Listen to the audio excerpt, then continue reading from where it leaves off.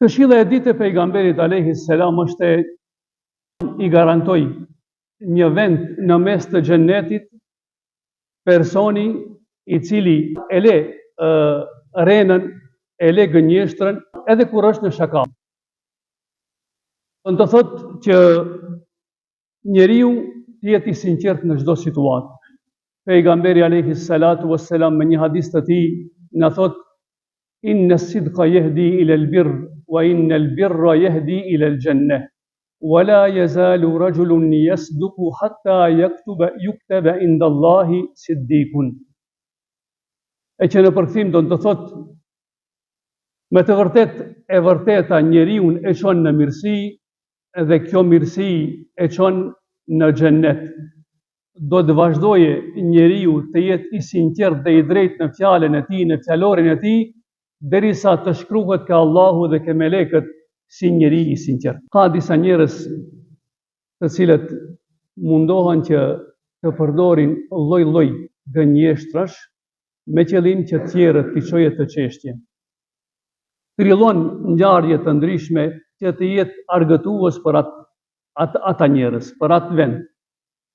Por besimtari të nderuar besimtar, asnjëherë nuk e ndot gjuhën e tij me gënjeshtra edhe kur është në pyetje rena.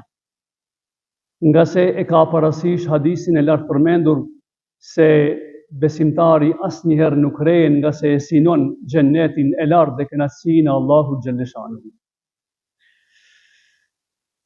Njëherë një person erdhi ke Sufjan e Thauri dhe i tha: o dietar, më këshillo, më jep një këshill, më jep një nasihat.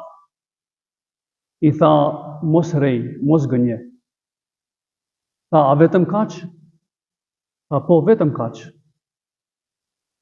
E personi shkoi edhe më vonë kishte parasysh këshillën e Sufjan e Thauriut dhe sa herë kur mirte të boje ndonjë gabim, ndonjë mëkat, i kujtohej këshilla e këtij dietar: nëse e bëj veprën e keqe, duhet të jemi sinqert në fjalët e mia. E kur do jemi sinqert dhe kur do të tregoj për gabimin që kam bërë, atëherë do të turprohem përpara tjerëve. Edhe kjo gjë thotë më ndaloi që unë të jem gënjeshtar dhe të rej. I nderuar i vëlla, ndodh që ne të gabojmë, nga se jemi njerëz, por asesi nuk duhet të marrim guximin që këtë organ ta ndotim me rena dhe me gënjeshtre, edhe kur është në pyetje shakaja.